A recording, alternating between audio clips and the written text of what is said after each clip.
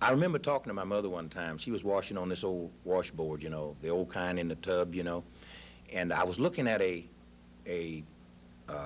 advertisement about a car, and it was a coupe Ford, and it's a blue, and my favorite color is blue, and I was too small to drive it, but I just could visualize if I could just sit behind it, you know.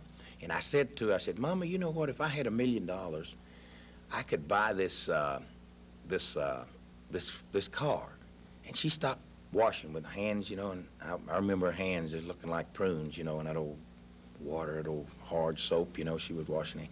And she stopped, she said, son, she said, that's right, if you had $1 million, you could buy that and a whole bunch of other things. But there's a lot of people in the world today that would give that million and a whole other million just for what you got. And my little eyes just lit up, and I never forget this. And that's just one of many little, what I called planting seeds that she planted, you know, before she passed on.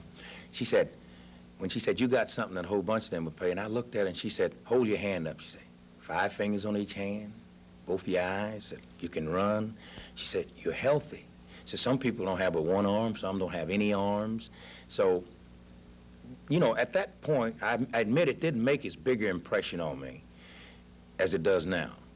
I thought about it. I feel maybe by coming from you know, an environment of poverty and such things like that, you don't have much time to do nothing. You don't have the toys and the different things that all of the rich kids have. So you sit and dream, and then if you have any talent, if you're blessed with some talent, well, you're already on the bottom as far as that particular, if that's what's considered the bottom, so ain't nowhere else to go but up. So that's the way I've thought about that particular situation.